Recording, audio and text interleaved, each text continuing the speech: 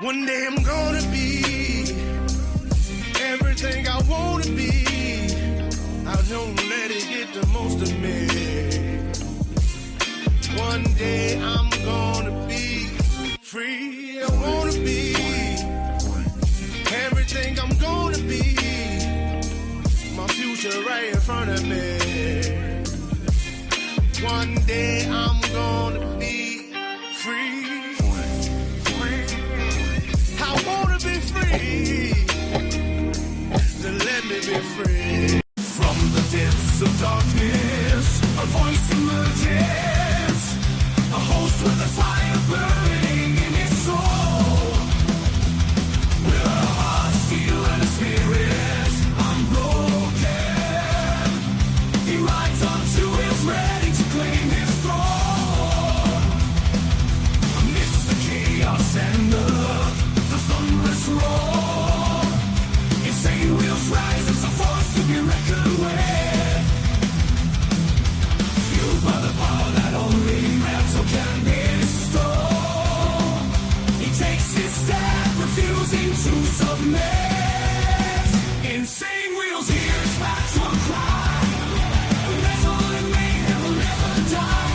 Rituals report and paves his way. More legend in the making, day by day.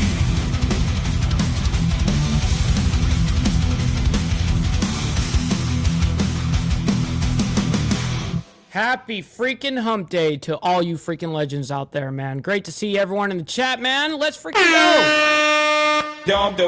Absolutely. We have a lot to discuss, like you guys obviously see in not only the title, but as what I warned you guys in the chat there before we started.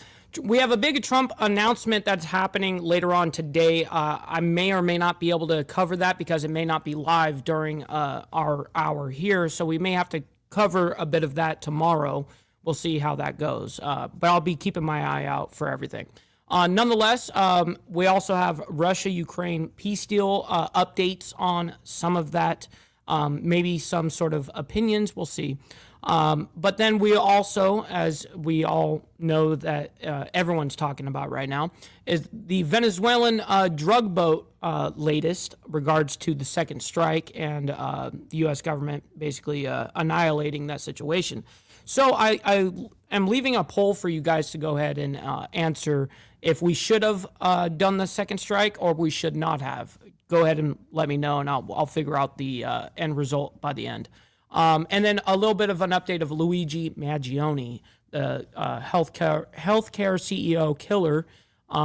Anyways, so the way that our lineup is going to look this morning is DC National Guard shooting suspect is now charged.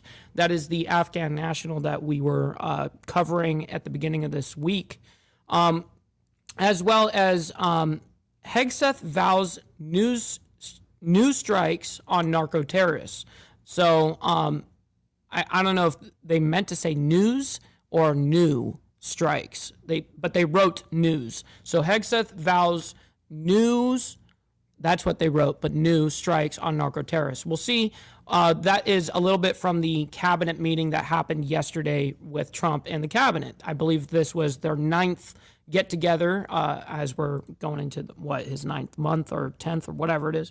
And then Trump, on the topic of the second strike, says, quote, "I didn't know about the second strike." I'm sure he didn't. I'm going to be honest. He probably didn't know. And then we have Trump to announce Fed chair decision early next year. And Hassett, I don't know how to say it correctly, Hassett, maybe, a potential pick. But this is not something we're going to find out until 2026, later in the 2026. So, well, I mean, not later, but it's going to be a minute until we get that kind of information. And then Hegseth defends follow-up boat strike, cites fog of war. Now, we'll talk about my thinking on his comment there of fog of war and that him using that kind of excuse, which is lackluster to the argument.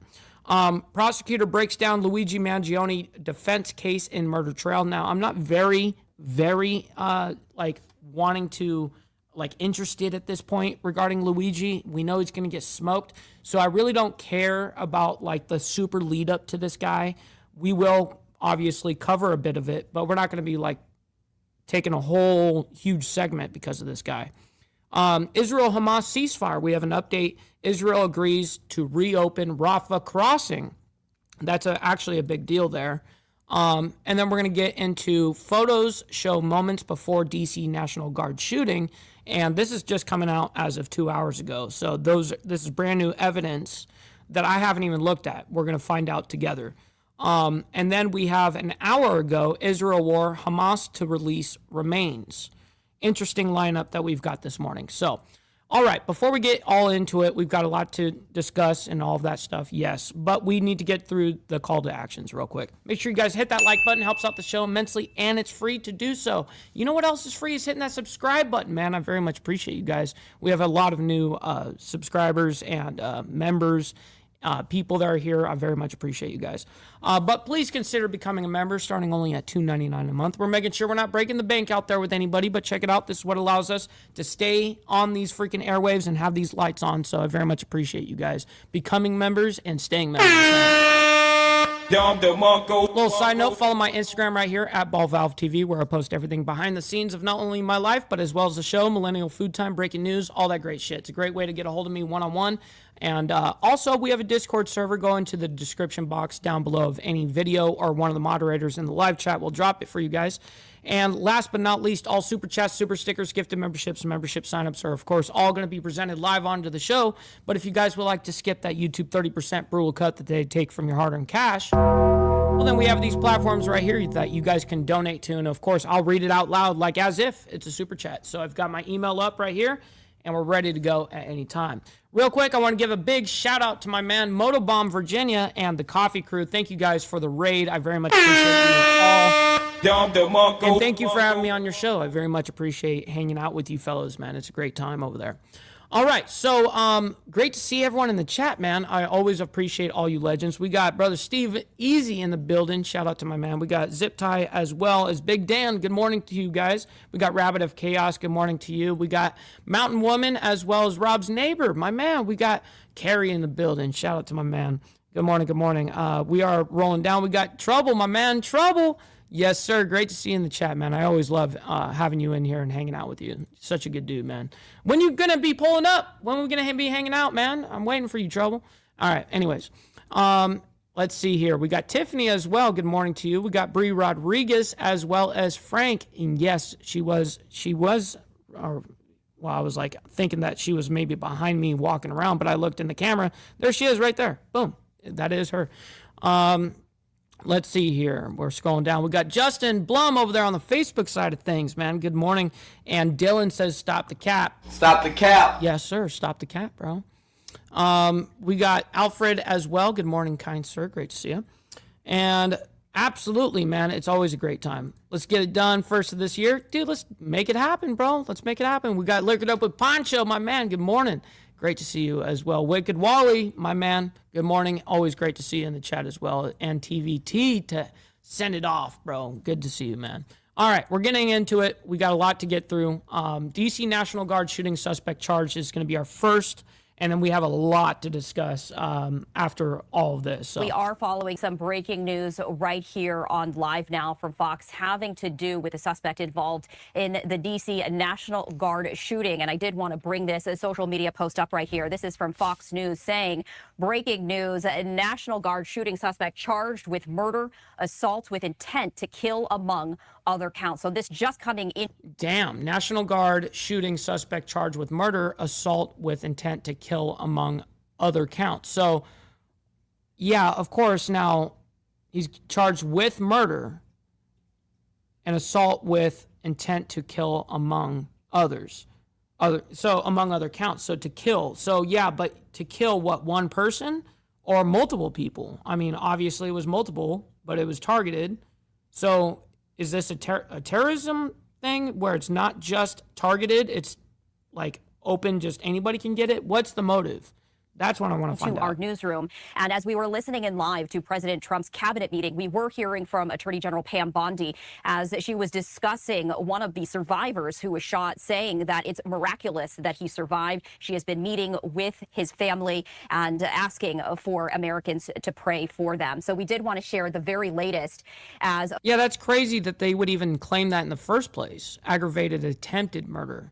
Yeah, no, that's weird. A West Virginia National Guard member who was shot last week he did in murder. that attack is still on the mend. And so we did want to share that with you. So some breaking What's up, Prez and Gunpowder Nitro in the building. Shout out to you right guys. here that the National Guard is shooting suspect charged with murder, assault with intent to kill, among other counts. So we did want to bring that to you here right now.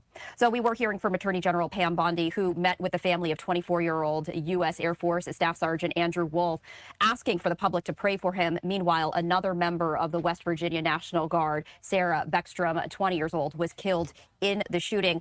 My producer, Julianne, just handing me some additional information of this breaking news. The Afghan man, and you see his photo right there on your screen. He is accused of shooting two National Guard members just blocks from the White House last week. He was formally charged today with murder and other crimes. He is 29 So he is charged with murder already.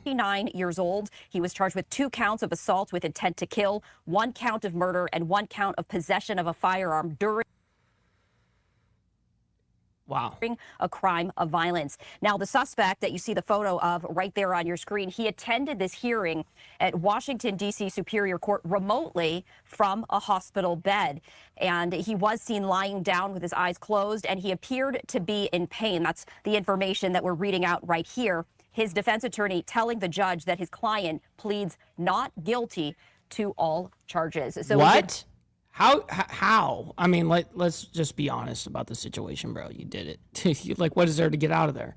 A man accused of shooting 2 National Guard troops near the White House has pleaded not guilty to first-degree murder and assault charges. Yes, of course, we just found that out.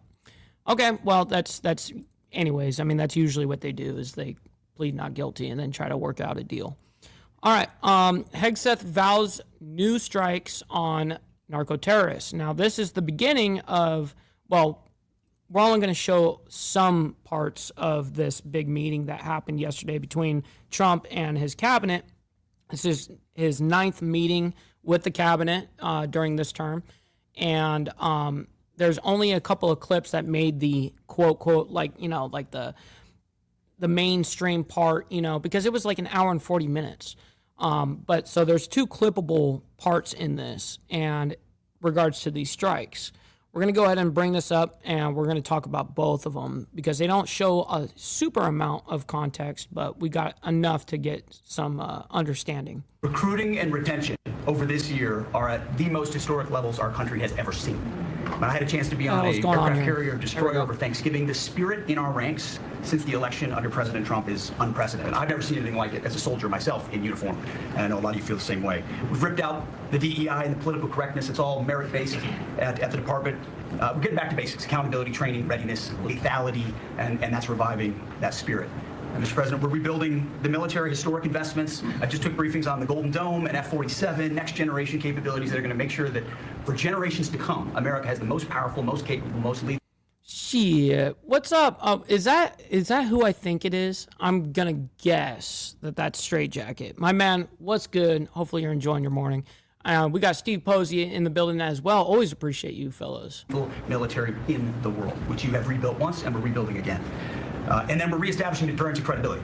If you look at what happened, we deal with every day the outcome of what happened in Afghanistan, the debacle under Joe Biden. We just dealt with it in the streets of Washington, D.C. with those 2 National Guardsmen. And then what happened on October 7th with Hamas, what happened in Ukraine, a war that never would have started under President Trump, we're having to rebuild that. So whether it's freedom of navigation and taking the fight to the Houthis, whether it's Midnight Hammer, those beautiful B-2s going 37 hours back and forth, undetected, delivering with precision, and Iran not getting nuclear capabilities, Europe and NATO stepping up to 5%, Okay, but that's kind of a little bit of a deviation there. But anyways, we got Hardwire in the building as well as Kel up there in Canada. Thank you guys so much for hanging out with us this morning, man. I really appreciate you. We already have 77 of you guys in here. Make sure you guys hit that like button for me. listen, you guys don't have to like the craziness that's happening around the world, but you guys can like it for me and what we do here on Insane Wheels, man. So thank you guys. Down our Southwest. And double tap that screen if you're on the vertical side. It's been an honor to work with Christy and Tom and everyone else down there to lock What's it up, to Papa? zero. My man. Control of our border. They're And all that's getting good. after going after narco-terrorists and designated terrorist organizations in our own hemisphere. As I've said, and I'll say again, we've only just begun striking narco boats and putting narco-terrorists. Oh, I believe that to be true, what he just said there. This is just the beginning. I absolutely agree that I can see your line of thinking here, Hegseth, and I see what's happening here into regards of Venezuela. I know that this is just the beginning in your mind, what you want to do. Brutal. But we got Glare 1%er in the building, as well as, let's see, we got my man Trouble, Hardwire chilling with us.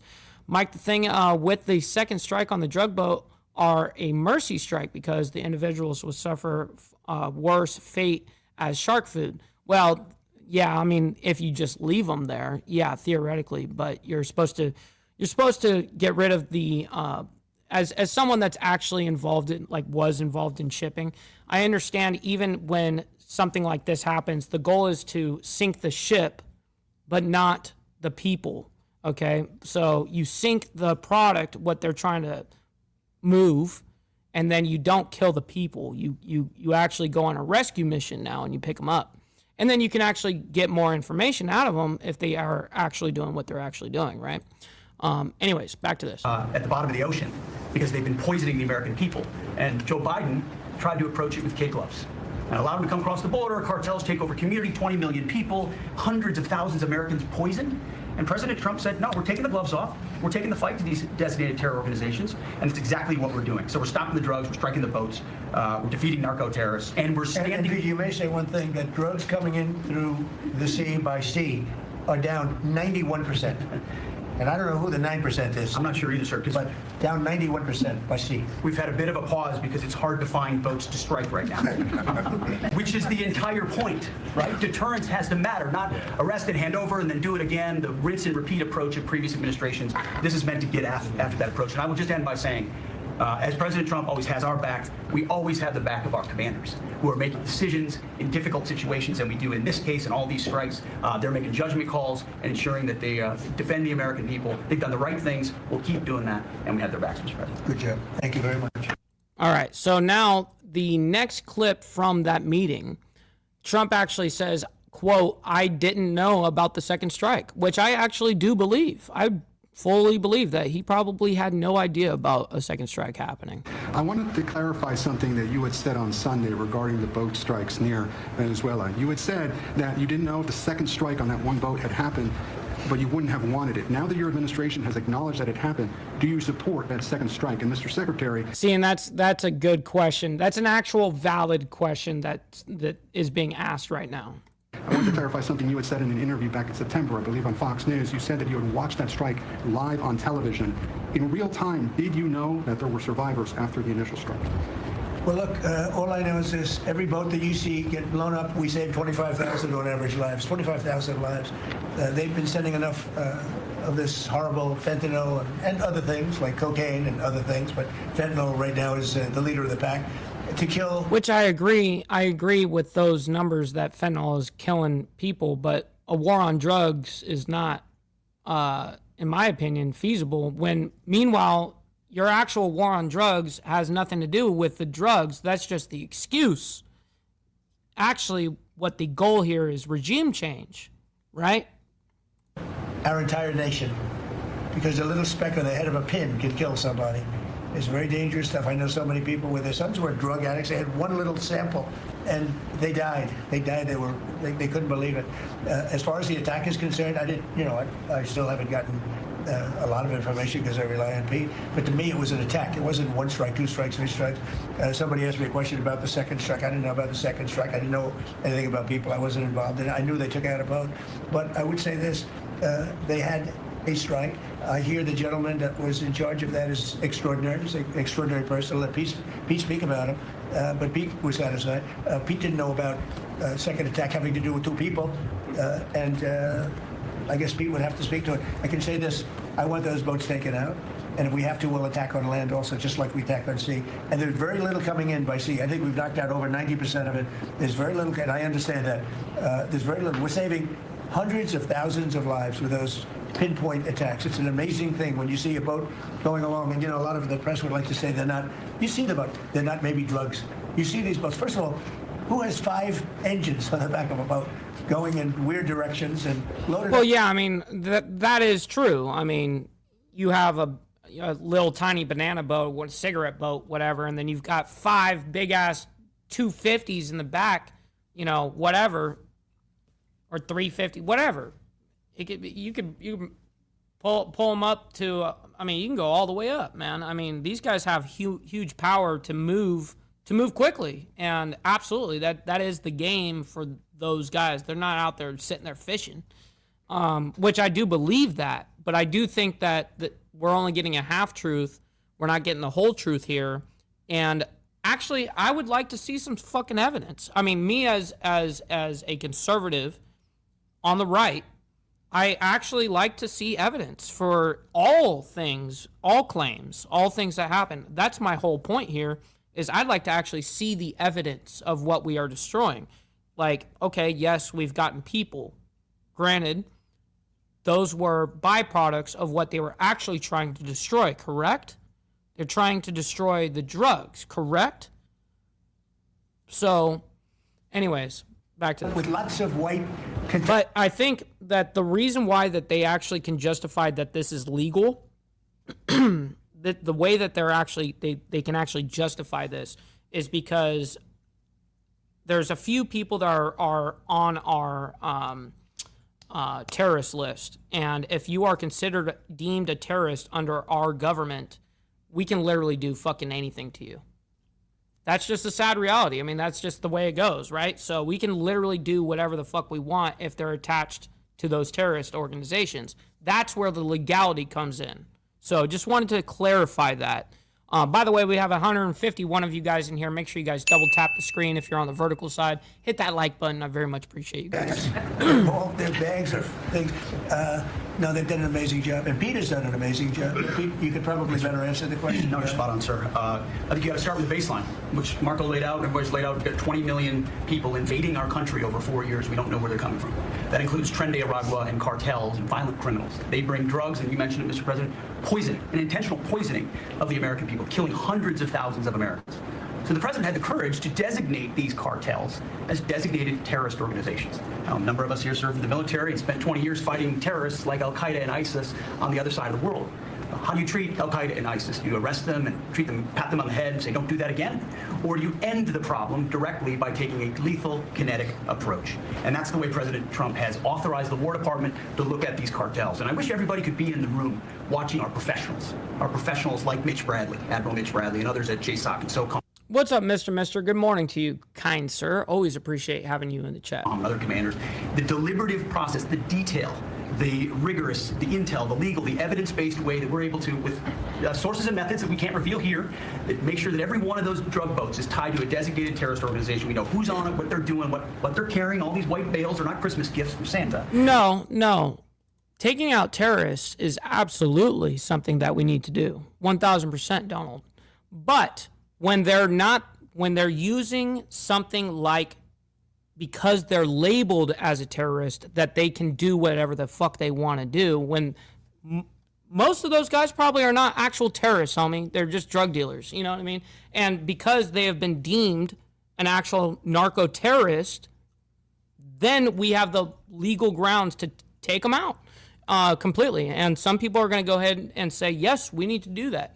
I understand that, but I'm someone that is not advocating for war, okay? This goes for all on the other side of shit, too. On the Israel side of all of that crap, all of that, I condemn all of it. Russia, Ukraine, all that shit. Fuck them. These guys are fucking assholes.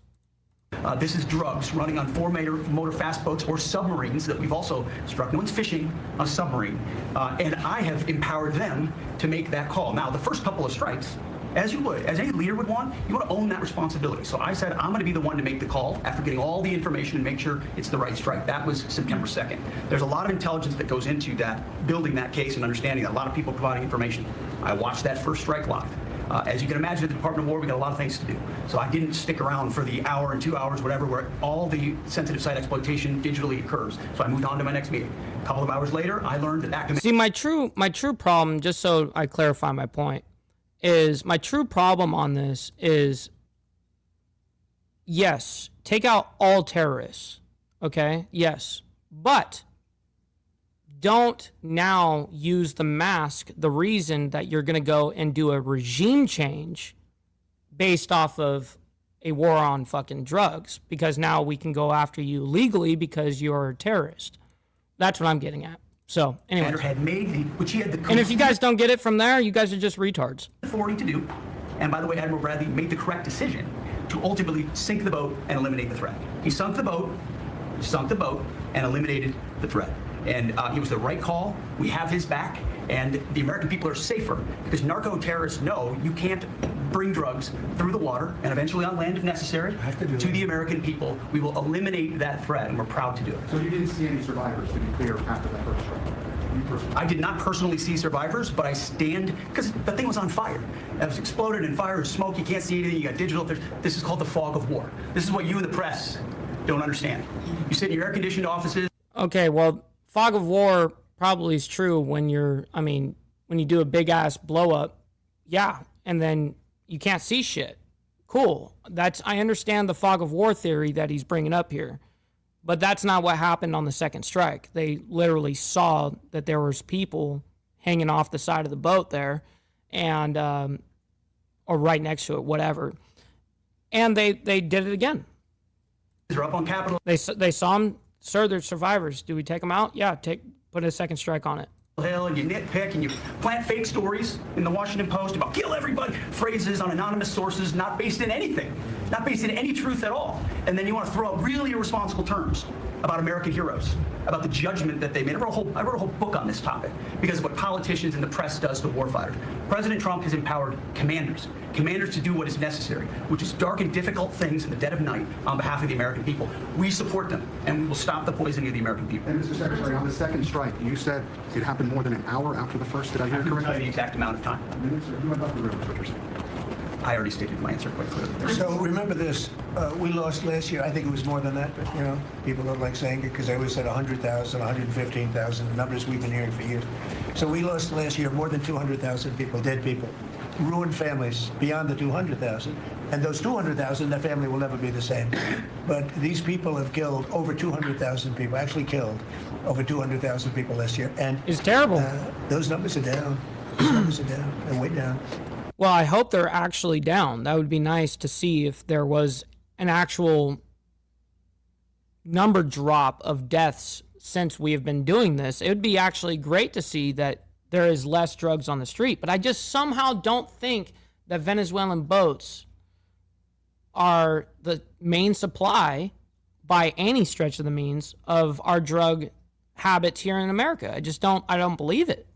And I think fentanyl is coming all over the fucking place, not just from places like Venezuela. Actually, I don't even think they're really on the map. I think more of China. I think more of Mexico, places like that. Because we're doing these strikes, and we're going to start doing those strikes on land, too. The land is much easier. It's much easier. And we know the routes they take. We know everything about them. We know where they live. We know where the bad ones live. And we're going to start that very soon, too. Mr. President, thank you so much. Mr. President. You know what? When we start that, we're going to drive those things down somewhere.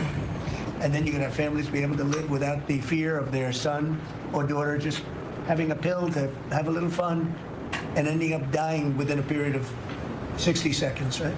No, we're not going to let that happen. We're not going to let it continue to happen. What Biden did to this country by allowing all these people, and I call them animals in many cases, I think they're animals, to come into our country and destroy our country and let all those drugs pour in. Let people just walk across the border like it was nothing. You look at them, a lot of them, and you say, oh, let's not discriminate. I'm not talking about color. I'm just talking about, you look into the eyes of some of these people. We're smart. And you see a killer. Come on in. Just come on in. 11,888 murderers. Many of them committed more than one murder. He allowed them into our country, totally unvetted, totally unchecked. But he also allowed drugs to come in at record numbers. And hundreds of thousands of people a year died. and we're taking those son of a bitches out. Yeah. Thank you so much, Mr. President, for thinking we're Christians. I think this is the most transparent demonstration I ever seen. I'm impressed by these people. I'll tell you, how strong are you? You've been holding for 2 hours. You know, there are very few physically. There are very few people who could do that. I'm very proud of you. I have no idea who you are, but you're strong. That's hilarious. He's complimenting a microphone holder. I guess he's been standing there for a couple of hours, and he complimented him there at the end. That's actually fairly funny. All right, we're moving on, though. Trump to announce Fed chair decision early next year and has set a potential pick. I think I'm saying that correct, the person's name. But, you know, I fuck up all the time. That's what I do. So always remember, embrace your fuck ups. Don't beat yourself up over past mistakes. You are going to fuck up again in the future, quite possibly in a most spectacular fashion. Why worry about yesterday's fuck ups when you have tomorrow's fuck ups to look forward to? You are a fuck up. And fucking up is part of your growth process. Embrace the process. Shit. Embrace the process. All right, we're moving on. Let's bring up this whole thing regards to the Fed chair, and we'll talk about it quickly. We're not going to talk about it forever. We don't need to do that. This is happening early, somewhat of 2026. But this is them talking about Trump is going to be appointing essentially a Fed chair. All right, welcome back in here to Live Now from Fox. I'm Andy Mack. Obviously, maybe a little bit of a Christmas present come early for lots of newborn babies around the country as the Trump accounts an announcement made earlier today by the White House. We saw President Trump there in Washington, D.C. talk about this as Trump accounts are here. President Donald Trump unveiled details on the game-changing saving tool for every American child and the historic commitment by Michael Dell and his wife Susan to invest $6 billion, huge for America's future. Damn. This new forum Tuesday that a $6 billion donation. Wow. President Donald Trump just unveiled details on the game-changing savings tool for every American child and the historic commitment by Susan, which I don't know the rest of that, but to invest $6 billion, huge for America's future. That's a W, dude. Anybody that's willing to give money legitimately to give to the kids like that and saving people or whatever the case is, or saving not just kids but just people in general, you can use money for good. There's lots of money that can be used for good, and I hope that obviously these people have good intentions in donating it. I hope that it actually reaches the people that need it. That's it. Parents can use to sign their children up for, quote, Trump accounts. They are tax advantage savings and investment accounts for children and will guarantee kids born between 2025 and 2028 some $1,000 in seed money from the U.S. Treasury to start their holdings. Also, that investment from Michael Dell, the tech CEO, potentially giving more advantages to people before outside of this window. Let's be joined right now from the Associated Press, Chris Rugaber. Thank you so much for joining us here on Live Now from Fox. I know you cover all of this very fully. This was in the works for some time, but obviously coming forward with it, 2025 to 2028, $1,000. What do we make of it? What was in this announcement? Well, specifically, but today you had Michael Dell making that big announcement that he would send what would be $250 to kids in certain zip codes where he's trying to target lower income families. So the money would go to families living in zip codes where most of the people are earning below, I believe it was $150,000 a year. So it would be, I think I would imagine the main impact, other than the money, will be to bring attention to these accounts, which were in the tax bill that was passed earlier this year. And they haven't gotten a lot of attention. There are still more details to be worked out, but this will highlight that not only is there that government seed money. Well, this is a good thing right here on the whole newborn American babies situation thing here. I'm glad about that. But we are going to be fast forwarding a little bit here because we understand what's happening here. Trump to name Fed chair successor early next year, quote, someone willing to cut rates early and often. Yeah, but I don't really agree with cutting all rates all the time. I mean, financially, on an economic level, that's not actually feasible to cut rates all the time. Anyways, I don't know if I Washington Times, I don't know what they're quoting here. Will come up, but certainly Kevin Hassett, Trump's chairman of the National Economic Council, is seen as a leading likely candidate. And obviously, he kind of alluded to that today, saying the next Fed chair might be in the room with him, kind of alluding. Zip tie, I have got you. I absolutely. All right, just get the money part done. Give me money. Money me. Money now. Me a money needing a lot now. That's right. Give me money. And then watch. Denied. Shit, it's all good, cuh. All right, back to this. Looking off to the side, although he did not put him by name there. I want to ask you about exactly Kevin Hassett, who he is, and how he aligns with Trump. Is he really in lockstep with the president? Pretty much. I mean, well, his job is to help formulate the president's policies and to defend and talk about them publicly promote them. I think he philosophically is generally in line. I think he historically has probably been, perhaps more free trade oriented and things like that, at least in the past, than Trump, although I think that's changed recently. But he certainly supports the interest rate reductions that President Trump would like to see from the Fed. It's possible that Hassett would be one of those few people that could sort of thread that needle where he would be able to provide those rate cuts and have some credibility still in financial markets. And Pablo, bro, I know it's fucking crazy. It's absolutely crazy. I know it is. I mean, there was a tick I know up that's in happening. some of the Treasury yields today, which may or may not reflect concerns that Hassett might, maybe cut a little more than people want. But he would almost certainly provide those interest rate cuts that President Trump is looking for. Yeah, that is a very good point in terms of this. We've heard, obviously, the criticism from President Trump of Jerome Powell, saying he's been too late on a lot of these things. The signal that this is... Yeah, I do agree that Powell didn't do the best job. I do agree with that. I think that you need to adjust accordingly and properly, and he didn't necessarily do that either. So, yeah. Anyways, we're going to move on, though. Hegseth defends follow-up boat strike, cites fog of war. Now, that's something that we already talked about, so we're not going to go ahead and re-dive into that. We're going to skip that. A prosecutor breaks down Luigi Mangione defense case murder trial. Now, because I do have it in the actual title here this morning, we're not going to cover the whole thing here because I really don't give a shit. But I do want to hear a little bit of what they're going to be talking about here as to they just had their pre-trial day 2 yesterday. So let's continue with our top stories that we're following today. Once again, we're following this story as it pertains to Luigi Mangione. You might recognize that name.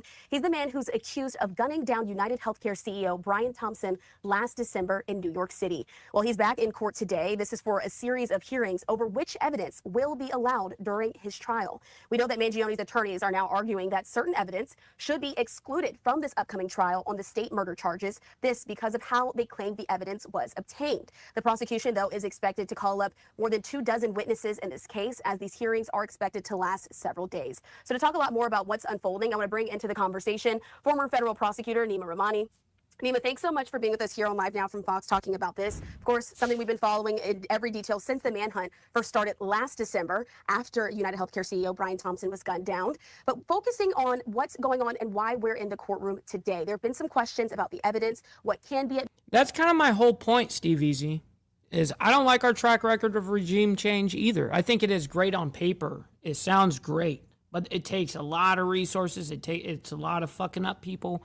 It's a lot of shit that we shouldn't be necessarily diving ourselves into. America only, motherfucker. You know what I mean? If it's not in the best interest of the United States, who gives a shit? And people think, oh, well, regime change is the best ideal and thing to happen in the best interest of the United States. Is it, though? Is it actually? Just asking. Anyways. Anyway, we'll go back to this. Should be admitted. In fact, there was even a question about whether or not Luigi Mangione's Miranda rights were read to him as he was being arrested. Can you sort of go into what we're seeing as well? Christina, this is an important multi-day evidentiary hearing, a suppression hearing, where the defense is trying to suppress some of the evidence seized. And hold on, I got a question. Why are you gay? I'm just asking a question here. You are gay. Well, he said it, but anyways, shit. Oh my God! Just saying. Some of the statements made by Luigi Mangione in violation of the 4th and 5th Amendments, respectively. So there's a lot of specific questioning as to what happened and when it happened. And I'll start with the 4th Amendment. Under the 4th Amendment, oh my God, law enforcement, they do have the right to conduct a Terry stop. That's what's considered a stop and frisk. And for that, they can ascertain someone's identity and pat them down for weapons. So that's what happened for. Do you think that I don't know the fucking story here? Or what are you doing? You're gonna have to, dude. Now I'm totally disinterested. Fuck them.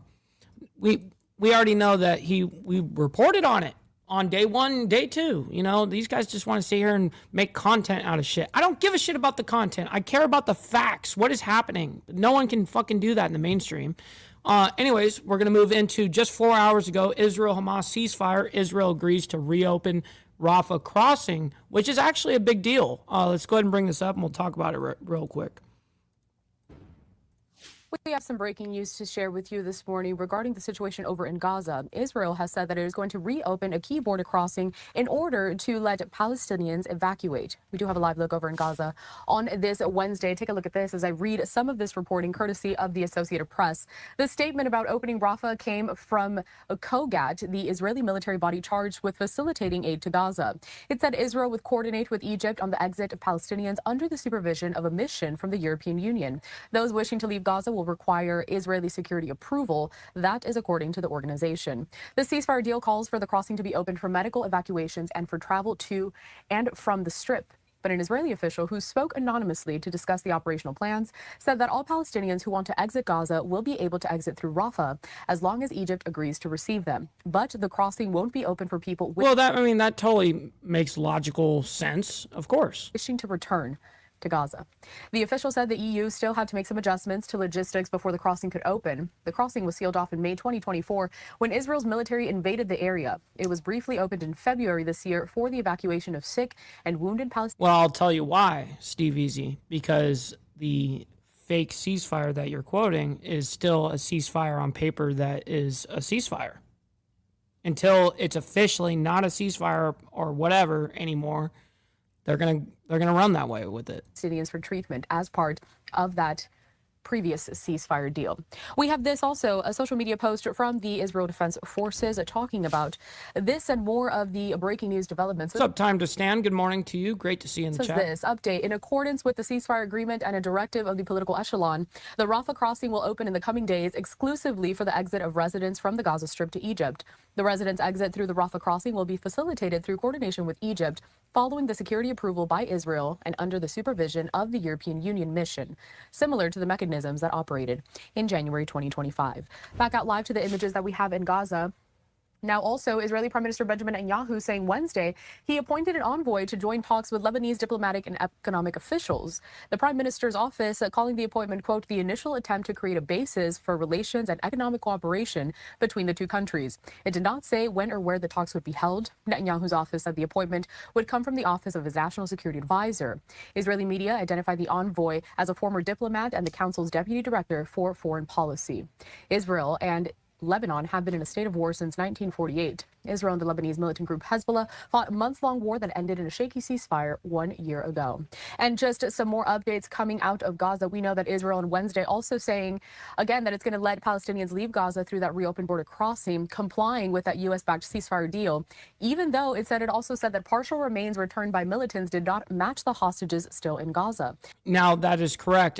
But we also have an update regarding the whole remains of the remaining hostages. I think there was like 3 that were missing or something like that at this point, or 2 or 3. I can't really remember. I really can't. But anyways, Israel War gave an update on this whole thing. Hamas to release remains. So we do have that update for you. But we're going to move on to first. We have 3 hours ago, photos show moments before D.C. National Guard shooting. Now, I am totally interested in that. I haven't seen it yet, but we're going to find out together what the new photos are here. Right now, I do want to take you out to a big story that we have been... And it's very short, by the way. ...following here. This is the latest on the shooting of 2 National Guard members last week in D.C., the suspect appearing virtually in court Tuesday from the hospital as the surviving guardsman appears to be showing some signs of improvement. I do want to bring in Melanie Alnwick with Fox 5 DC. She has been following all of the latest developments. And Melanie, I understand there are some new photos here that are coming out. That's right. So, it's 1 week now since that shooting here outside the Farragut West Metro Station in downtown Washington, D.C., just about a block and a half from the White House. People continue to come up from the metro. They stop by the little memorial that has been growing out here. They pay their respects. What we do understand yesterday in court, yes, during that arraignment, there were new photos that were released by the government that show the moments before the shooting here at the metro station. Now, let's take you to some of this video. 29-year-old Ramanala Lockenwall could face additional charges in the shooting of those 2 West Virginia National Guard members the day before Thanksgiving. He pops in every so often, but I know he's been super busy doing his own thing, and with respect to shit like that. But I'm sure he'll let us know. From his hospital bed guarded by officers, Lockenwall pleaded not guilty to 2 counts of assault, 1 firearm charge, and first-degree murder. Those new surveillance photos presented in court documents show Lockenwall standing by the Farragut West Metro entrance for at least a minute before the shooting. In another photo, the suspect, who is circled in red, is approaching a group of National Guard members circled in blue. That is the moment witnesses say gunfire erupted, striking both 20-year-old Sarah Beckstrom and 24-year-old Andrew Wolf in the head. Investigators say as Lockenwall was trying to reload his gun, a major with the National Guard shot him. The major was able to restrain the suspect with the help from a member of the Secret Service, and he's currently being held without bond. We have no idea who he is. He has no connections to the community. The crime is one that we believe we will be able to prove beyond a reasonable doubt. And I think the judge was very astute when she made it clear that she believed that he crossed the country with a weapon, with the intent to commit a crime of violence. Now, the AP reports that Lockenwall had become unstable recently, and community members had reached out to refugee organizations for help. Lockenwall worked for the CIA in Afghanistan, entered the U.S. in 2021 through the Operation Allies Welcome program, and was granted asylum this year by the Trump administration. The Pentagon has now directed all National Guard troops in D.C. to be armed. The advocacy group Free D.C. says arming all National Guard troops in the city will not make the streets safer, only further endanger citizens and Guard members. And one other change that we've had is now that some D.C. police officers will be paired up with National Guard troops as they are patrolling the city. However, we understand that is being done on a volunteer overtime basis. Not clear who's paying for that or how long that arrangement will last. So that's the status here for now, Josh. Very, very interesting. I'm sure that there's going to be more developments as we continue forward throughout the rest of the week. Okay, 2 hours ago, we have an update. Hamas to release remains. I don't know if that's remains as in one or if it's plural. How many people are being handed over? I don't know. We're going to find that out. But I actually do want to head over to that briefing with the Israeli government just popping up here on our feed. That is Shosh Bedrosian. As hostages. Today, more than 2 years after that horrific day, Prime Minister Netanyahu has continued to uphold his commitment to bringing all of our people home and is continuing all efforts to ensure this essential process is completed. Our final 2 hostages are still in captivity right now, and we will continue to do everything. How many? Did she say? Hold on. Final 2 hostages are still in 2 hostages captivity right now, and we will continue to do everything to bring them back home. The Israeli government, the Missing People and Hostage Directorate, and our security forces are making extensive efforts for the return of our 2 hostages that are still in Gaza. They are Thai national Sutisak Rintalak and Israeli hostage Ran Gvili. These are people with stories who were both murdered on October 7th.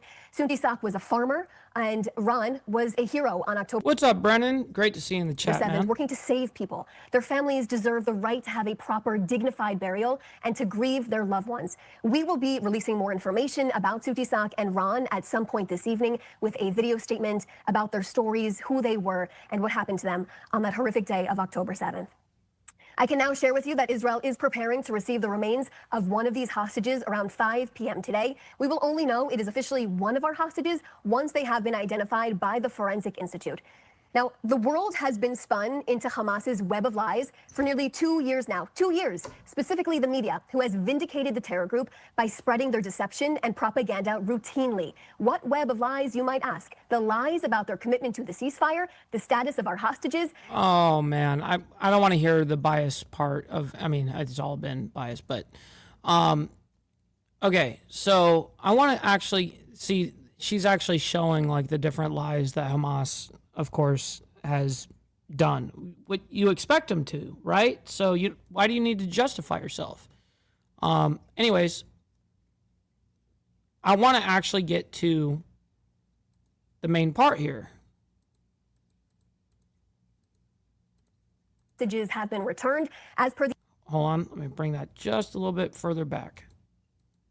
Be opened both ways when all of our hostages have been returned, as per the entire agreement, which we want to happen immediately. Now, on the latest regional developments, Prime Minister Netanyahu visited our wounded reserve soldiers, our heroic soldiers, at Sheba Medical Center this week. These soldiers were part of an operation to apprehend suspects from the Jama Islamiyah terrorist organization in southern Syria who have advanced terror attacks against Israeli civilians. Now, during the operation, armed terrorists opened fire on our troops, who then acted in self-defense. The Prime Minister praised the soldiers for their actions in battle and wished them a full recovery. He conveyed that Israel is determined to defend our communities on all borders, to prevent terrorists and hostile actions to take place against us, the importance of protecting our Druze allies, and ensuring that the state of Israel is... I'm sure that you really, really care about the Druze. All right, we're going to move on. Let me see if that we have any other update, because that was the latest IDF update. There's, let's see here. There is a couple of things. There is new Dems unveil healthcare action plan. All right, let's bring this up. And this will be our last story for the morning.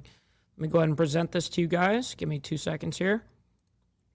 Here we go. We do have a news conference that we've been telling you about that is now officially getting underway. This is with Democrats about affordable health care. Let's lift up the audio here and listen in. We're here today as we stand. Can't wait to hear the bullshit on this side of the equation, too. And here today, New Dems represent the largest ideological caucus in Congress with 115 members. We were 116, but Governor-elect Mikey Sherrill has stepped away. So we're looking forward to filling that seat. New Dems represent the middle majority of Americans. These are the folks who are tired of gridlock, tired of the extremism in Congress that prevents us from addressing the... Good. That would be awesome if you guys actually are the New Dems and you guys are like actually center of the road, actually. I mean, even being left of center, that's great. Whatever, be your party. But the radical sides, man, is just brutal. The important issues they're facing every day in their lives as they're trying to just go from They day ruined to the day. Democrats. As we all know, healthcare is top of mind for these individuals. And for our constituents, we know that, and as their representatives, that's what we're working on. Hardworking Americans are preparing to pay, on average, 114% increase in health premiums. Think about this. They are... Be good, brother Steve Posey. We'll see you on the flip side. Always appreciate you. Seeing their premiums double and even triple.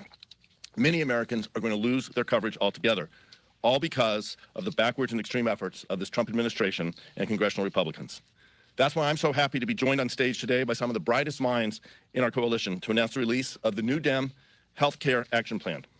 These lawmakers have worked tirelessly to craft a common sense, pragmatic, and forward-looking agenda that will guide the New Dems' work to lower costs, expand access, and improve quality of care for every American and their family. I want to thank the Healthcare Working Group Chair, Congresswoman Terry Sewell, as well as our task force chairs, Dr. Kelly Morrison, Chantel Brown, Julie Johnson, and Madeline Dean, for their vision and their leadership. I also want to recognize... Just get to it, man. I don't want to get to all these other fucking people you got to thank. Now I'd like to turn it over to our Policy Vice Chair, Nikki Budzinski. Thank you. Great. Let's actually Thank you, hear Brad, some and substance. Thank you all for being here today. As Vice Chair of Policy, my mission has been to craft a practical, common sense New Dems agenda that speaks directly to the challenges keeping families up at night. Right now, those challenges are all about cost. It's wondering how you're going to afford the electric bill as temperatures drop. It's worrying whether your child will have access to a strong public education. And it's questioning if you'll be able to get affordable, high-quality health care when you need it. In the richest country in the world, these shouldn't be privileges for a select few. They should be accessible and affordable for every person across the country. Now, those sleepless nights worrying about these issues are even more strained as millions of Americans are facing doubling or even tripling healthcare costs. Healthcare is at the center of the cost of living crisis, but the truth is the affordability and accessibility of care has been an issue long before Speaker Johnson and President Trump got their hands on it. It is imperative that we reverse Republican cuts to Medicaid and the ACA, but we also can't just go back to the status quo. We need an agenda that offers a new vision and one that inspires. Reverse what? Illegals not having health care? What do you want to reverse from what is being taken away? That's where the New Dems Healthcare Action Plan comes in. Or what was taken away during the Triple B, right? Our framework offers a new path, a better one that lives up to our core belief that every American deserves access to quality, affordable health care from providers they trust when and where they need it. It's a comprehensive strategy to address everything from insurance premiums and prescription drug pricing to vaccine misinformation and reproductive freedom. It also focuses on accessibility by strengthening Medicaid and Medicare and closing coverage gaps in rural and underserved communities. As New Dem's Vice Chair for Policy, I'm excited to work to advance this agenda in Congress, and I hope that our colleagues across the aisle will join us in these efforts to make health care stronger and fairer for the American people. How? And with How are you going to do that, though? that, I will turn it over to our wonderful New Dem Healthcare Working Group Chair, Terry Sewell, to talk more about the details of this plan. Terry. Great. I'd love to hear the details. Good morning. I'm Congresswoman Terry Sewell. I proudly represent Alabama's 7th Congressional District. Wow. I want to begin by thanking our chairman, Brad Schneider, for his incredible leadership and all of the members of the Healthcare Working Group for their hard work on this action plan. So, what district did she say? Which one did she say? 7? Our chairman, Brad Schneider, for his incredible leadership and all of the members of the Healthcare Working Group for their hard work on this action plan.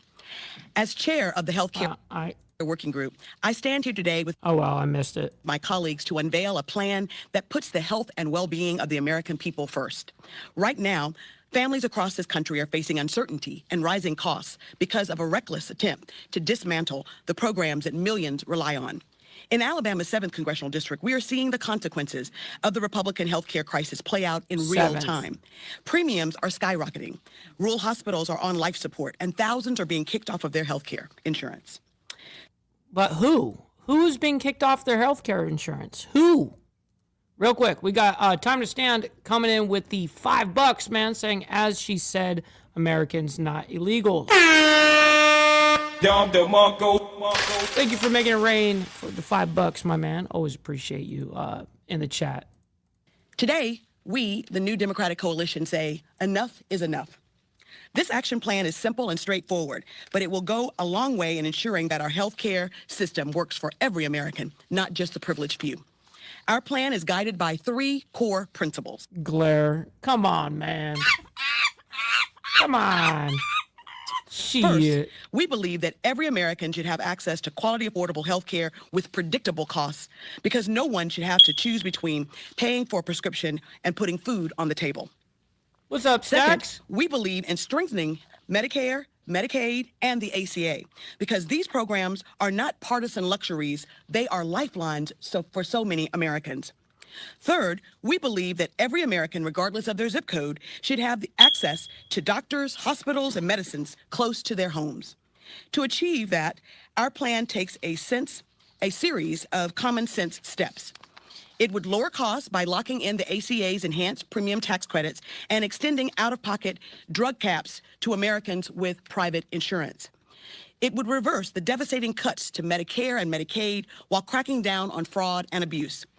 It would close the coverage gap that continues to plague states like Alabama by restoring the Trump administration's $90 million cut to the ACA Navigator program. And ACA Navigator program. ACA Navigator program. I'm going to type this in. Hold on. ACA Navigator program. I'm going to do my research on this, and I'll get back to you guys on the ACA Navigator program. All right, back to this. Streamline enrollment. It would also protect women's health care, encourage research and innovation, and strengthen our public health infrastructure. At its core, this action plan is about restoring integrity and security. It is about ensuring that seniors can retire with a peace of mind, that parents can take their children to the doctor without fear of bankruptcy, and that every American, regardless of income or zip code, has access to quality, affordable health care. Health care is not a privilege in this great country of privilege. It is a right, I believe. What's up, Brother Lee? Good morning. We are committed to defending that right against those who would undermine it. So today we call on our colleagues across the aisle to join us. Let us put politics aside and put the needs of the American people first. Let's build a healthcare system that reflects the values of fairness, compassion, and responsibility. The new Democratic Coalition is proud to lead this fight. Together, we must ensure that our healthcare system works for everyone, not just the wealthy and well-connected, but for every family in every community, and we are resolved to making that happen. With that, I will hand it back over to our chair. Thank you, Terry. Thank you, Nikki. I want to thank the entire working group again, and we're happy to take any questions. Please. One of the biggest criticisms we've heard from Republicans over the last couple of weeks is that how can it be the ACA, how can it be Affordable Care Act if it needs to be subsidized? I'm looking for a rebuttal to that because if you're looking for the extensions, what's the plan to have it be affordable? Yeah, I'll turn over to Nikki in a second. One thing I'll say is what the tax credits say is that no one should pay more than 8.5% of their income in healthcare premiums for their insurance. They still have the out-of-pockets and the deductibles, but it's 8.5%. And the government subsidizes insurance, whether you work for a company and get your insurance through your employer. The employer may pay a part or even a bulk of that, and they take a deduction. They get support and a subsidy from the government. If you get your insurance through Medicaid or Medicare, you're getting government-supported insurance. We're making sure that everyone in this country has access to quality, affordable care. That's what this is about, and what the Republicans are doing, and we're seeing it with the premium notices that Americans are getting. They're increasing the cost of insurance for hardworking families, and they're making it impossible for many of those families to provide for themselves or for their kids the insurance they need to stay healthy and secure their future. So let me turn over to Nikki to expand. The only thing I would maybe add to that is What's up, Black Legionnaire, by the way? And yes, Mr. always giving us a kind reminder. Make sure you guys double tap that screen on the vertical side. Always appreciate you guys. And make sure you guys hit the like button on the horizontal, man. Always appreciate everyone in here and your engagement and helping with the, listen, man, hitting the like button, man. I know it's very laborious. I get it, bro. But hey, man, it goes a long way. In the healthcare plan that we have is some provisions specifically around transparency, no surprise billing, for example, for the healthcare for hospital systems. We also tackle some of the issues related to medical debt, which we know also helps to contribute to making the ACA more challenging to afford if you're balancing medical debt. One of the things that we put in our provision is in our plan is that medical debt is something that a credit agency cannot be reported to a credit agency. So we're looking at holistically how we're able to strengthen the ACA, and I think we can do that through more transparency, which we hope will shed some light on where we can bring down costs to make premiums more affordable. Yeah. That's true, Prez. W. Thank you all for doing this. I'm curious if you can kind of drill down and talk about how the plan kind of addresses, diverse communities. If you look at how does the plan address diverse communities? Kind of where the healthcare crisis is really acute. It's communities of color. It's women. The person that's asking. Why are you gay? Just saying. LGBTQ communities. As you look at making sure that LGBTQ communities. This crisis is for a lot of the diverse communities who are out there who are covered by a lot of the tax credits and a lot of the plans that are in this agenda. And also, can you speak about the impact of losing these healthcare? That's what I'm waiting for. Time to stand. For small businesses, that's something that I know that's important to New Dems supporting small businesses. So can you speak about healthcare as it pertains to diverse communities and small businesses? Yeah, I think I'm going to have everyone touch on that because I think each of us have a point. I'll talk about the small business real briefly, having been a small business owner. What I can tell you is that nearly half, almost 50% of the people who are getting their health insurance from the Affordable Care Act exchanges either own a small business, work in a small business, or self-employed. The companies in our communities, those small businesses that you'll see their names of their companies on the back of the Little League shirts, the folks who are supporting the local theater, those small businesses depend on the Affordable Care Act and those subsidies to provide insurance for themselves and their employees. And so that is the key thing. Let me turn over to Terry, and we'll just go down the line because I think everyone has something to say. Well, let me just say that I represent a district. I'll let these people answer this question, and we'll probably leave it there. But we are going to be rating somebody, so stick around for that. That has both rural and urban underserved communities. And I believe that this action plan is exactly what they need in order to be able to afford quality health care. I also think that it is very important that we try to save our rural hospitals. I think everyone up here has rural hospitals. I do agree with that. I don't think rural hospitals should be defunded or some shit. Of course not. In their district. And if that's just a talking point for these fucking assholes, now, listen, there may be, because I know anecdotally, Steve Easy, he's got, he lives in a rural area, and he lost a hospital. And was it due to this? I'd like to actually know how many rural hospitals are being affected and why. Those kind of things I do not agree with. If we are actually pulling funding for health care that are out in rural communities, that of course I don't support that. of us who are in states that did not expand Medicaid, like Alabama, those rural hospitals are on life support. And so we believe by making sure that we have ACA navigators that can help on the front end to enroll vulnerable communities, as well as making sure that we're securing our rural hospitals by supporting access to those hospitals, as well as making sure that we have timely reimbursability, which I think has been a major problem for so many of our constituents. And what's up, trigger warning? In fact, I dare to say that I write more letters to CMS than any other agency in the federal government over my time here in Washington. So trying to make CMS more efficient will also be a lifesaver.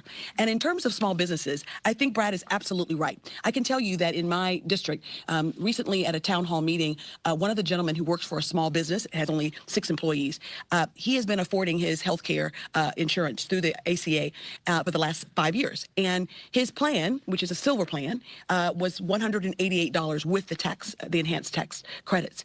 He received a letter from Blue Cross Blue Shield that said that his plan, the same plan that he has now, and pays $188, will go up as much as $1,500. This is not something he told me. He shared the letter with me, and it's unacceptable. This man he's 60 plus years old. He and his wife are both in their 60s. They rely on the Affordable Care Act for their health insurance, and they simply cannot make ends meet and pay for health insurance when it goes up that dramatically. Jerry, just to be clear, it's $1,500 a month. $1,500 a month. Yes, that's exactly right. And so it is really unacceptable what our Republican colleagues, it's been a Republican healthcare crisis that they created, because we know that by expanding or extending the Affordable Care Act tax credits by December 31st, so we would ensure that these dramatic increases would not occur. Please know that both small businesses and minority communities are top of mind when we in the New Democratic Coalition drafted this plan. Can I add something to that? I just want to highlight something else. Oh, yes, of course, of course. I just want to draw attention to, when we're talking about underserved communities, the restoration of the cuts to research in particular, and how important that is to serving the unique needs of our underserved communities. What this administration has done to basically gut NIH is devastating when we're trying to better understand the unique impacts and the unique healthcare needs of our underserved communities. So you'll see that is also in Terry's plan, the healthcare plan, to restore that funding. All right, well, listen to her, because she was in the frame, and I've been going, I can't wait to listen to this chick. You know, I'm Julie Johnson from Dallas, Texas, 32nd. You know, Texas leads Dallas, Texas. Brutal. The nation in people without access to health care. We are a minority state. 60% of our population are people of color. And we have over 6 million people without access to health insurance currently. And with the ACA cuts that are going to happen, we're going to add another million. And when the Medicaid cuts happen, we're going to add another couple million. And so our healthcare crisis affects all people of color. It affects all LGBT. No shit. Okay, that's great. Great talking points. But tell us what you're going to do to fix said fucking fucked up equation. What are you going to do about it? That's all I want to know. It affects so many people in our state. And I think if you look at also to your question, you know, unfortunately, we have huge. They just want the ACA essentially extended, and they want to drop the shit from the Triple B. That's it.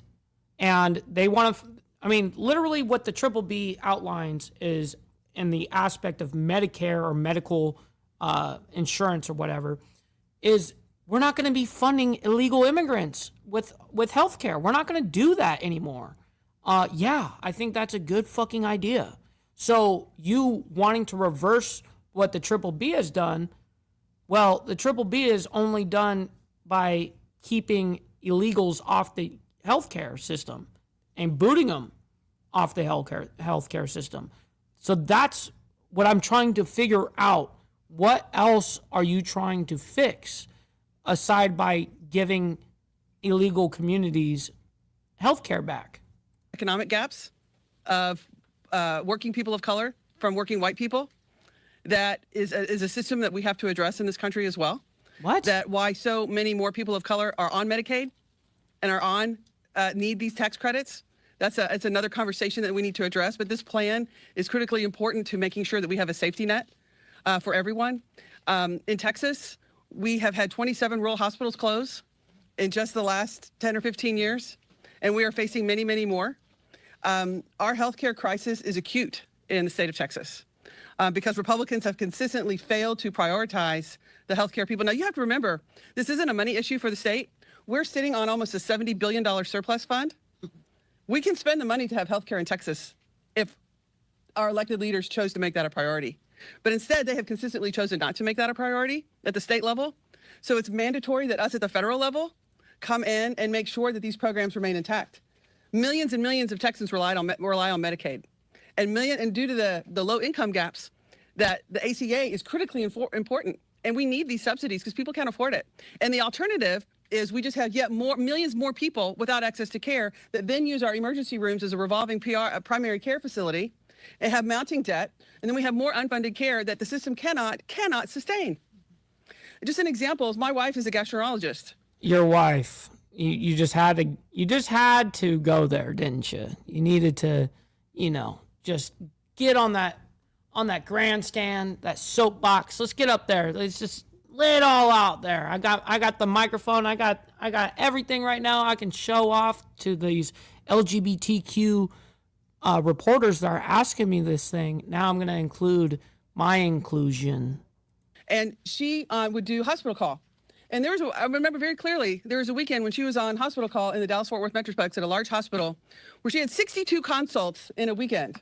Only 2 had insurance.